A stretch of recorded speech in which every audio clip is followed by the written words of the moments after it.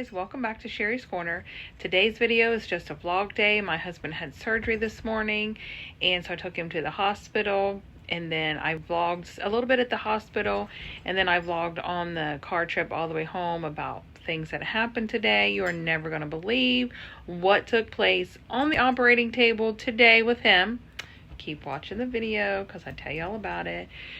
Please like, comment, and subscribe to my channel. I would love to have you stick around and join me on this journey. Thank you for all your support that you've given me so far. I appreciate it. I can't wait to show you things we're going to do this summer. So without further ado, let's get started on the video. Hey guys, they just took Mr. Walker back.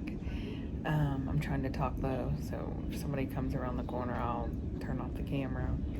They're going to do both legs today, and then we're going to go through the feet. But they're decided to go through the groin and look down in on the left leg where they have the stent put in to see how the blood flow is going there, which this is just like a maintenance checkup.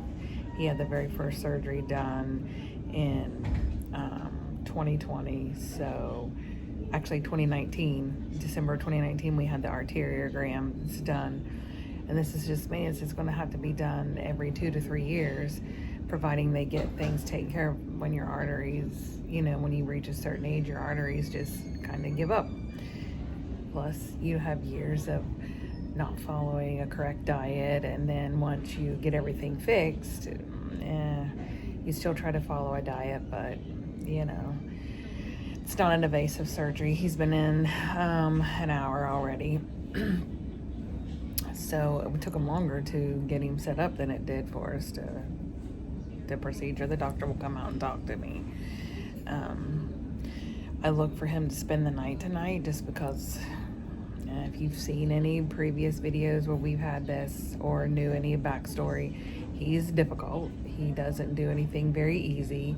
I think there's been a couple times he's been able to come home after he's had a procedure done, but if I drive home by myself, so be it. I'll come back and get him in the morning. If not, we'll take him home later on this evening. It just makes for a long day. So I forgot a book. I forgot my earpods so I can watch videos. So I'm trying to watch some videos without being too loud for people. So I just wanted to give you a quick update on the vlog for the day. Today's June 5th. So I'll talk to you guys later. Okay guys, you're never going to believe what happened today. Oh, fix this color in this. It is 4:30. We got at the hospital at 8. Had to get some snack on the way home.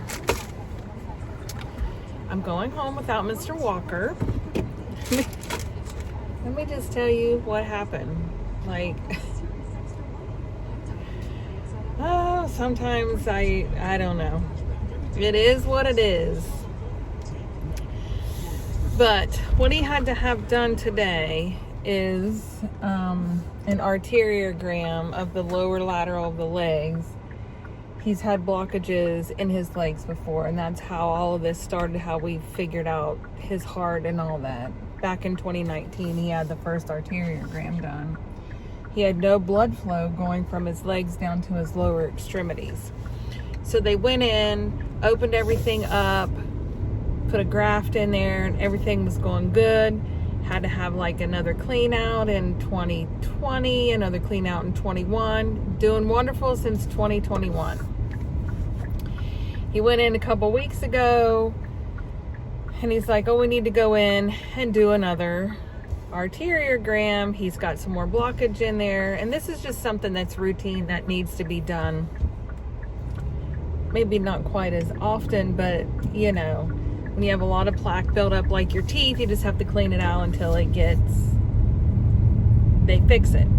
I really like this doctor though. They have new techniques. I don't know, you always think the worst because Mr. Walker is difficult, as we all know. So he ended up changing the surgery. He wanted to do both of them, and they're going to do bilateral. They was going in the groin area instead of through the pedal. And they went through the pedal before, and he was at home, and he did fine. Everything looked good. This time he said there was a blockage on the ultrasound that was coming down the right leg or the left leg where they put the stent in, which it just created a straw that went down, and kind of like a new vein, but they just used a straw. They put it together and hooked two veins together, and that created blood flow there. It's been working. He said, I think it's got a little clot in there. I want to get it opened up. So he wanted to go in and do both sides and go through the groin area.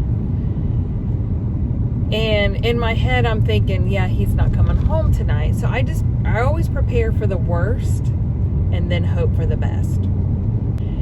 By the time the second hour came after I left him, I was getting a little antsy, but I knew there was something going on. So finally on the third hour, the doctor comes out, and I see him, and I see a little bit of relief. So he takes me to a back room. I got nervous then because they don't ever take anybody to the dark room unless something's bad.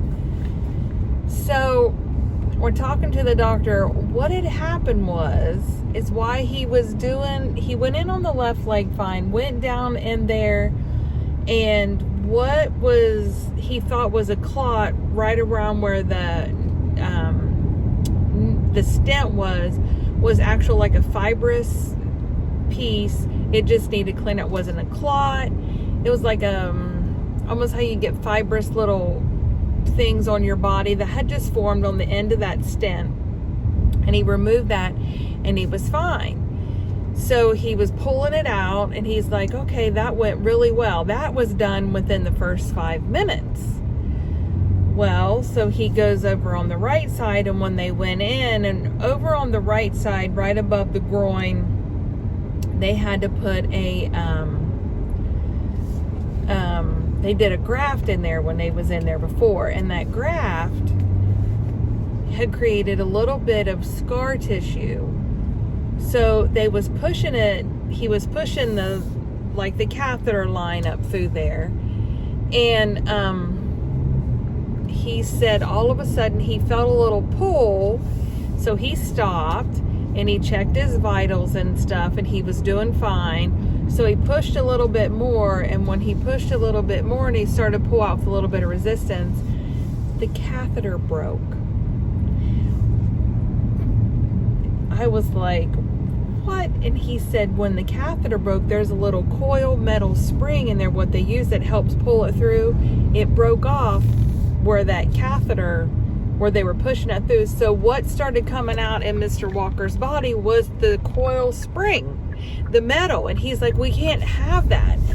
So he was able to take another clip very quickly and hold it, and they had to move fast because he was only under light sedation. So they flopped him down, intubated him, shot him up, put him completely out, got another doctor in there, went above the right side, above where he was at, with another longer, like a piece of claw, went up and over his belly, and tried to find that coil before it got out of hand.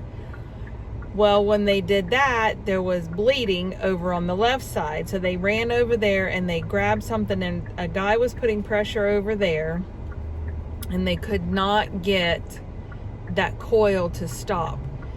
So they was getting ready to cut him open when the doctor was able to go in and grab the coil, clamp it, and when he clamped it, it stopped unraveling. So another guy that went up over behind him clamped it with the other one, and he pulled everything out on the left side. So everything went up and down over. Then they had to do an ultrasound to make sure they got everything, and they did. They got everything out. So they had to stop that bleeding on the left, stop the bleeding on the right where they went in with the bigger one, the bigger catheter. Then they made another incision above that one and went up over where they put the catheter in, and to get the sheath out, which is the metal coil. And when they did that, they were able to fix the right side of the leg. So that's why it took so long, because the darn thing broke that they were using on my husband. And the doctor said, we are never using that again. He was like, this stuff is no. And he was very nice and you know, very sympathetic. He said he did scare me. He said, you were right. He said, I just kept hearing you in the back of my head. He's difficult. He said, well, he wasn't difficult this time. It was the actual faulty equipment.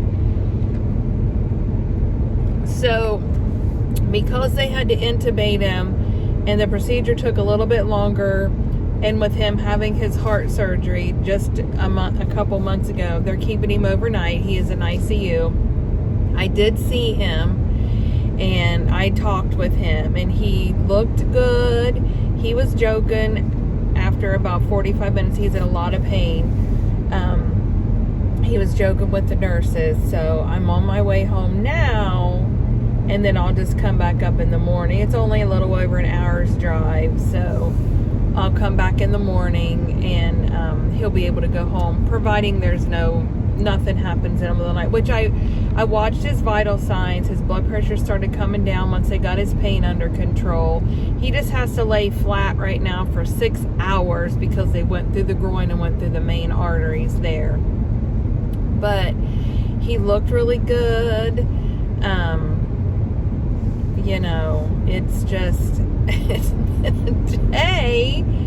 You know, and this is my summer vacation. I started summer vacation on June the 1st. However, I left work early because I ended up getting the flu. I had a temperature of 101. I left at 11:30, went home, went to bed. I actually got up out of bed.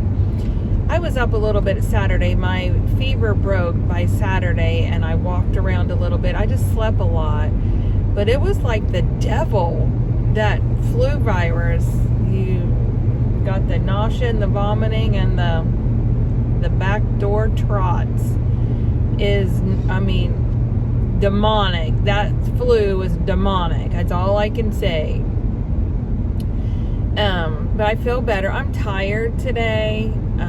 This is the first full day that I've been up.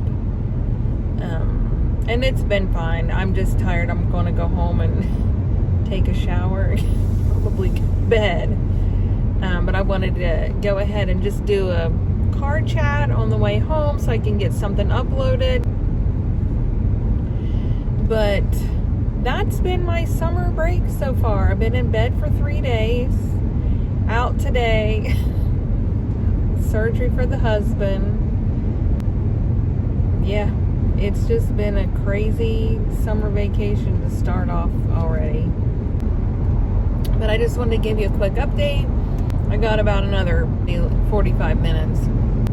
Thanks for watching, guys. I'll see you around the corner.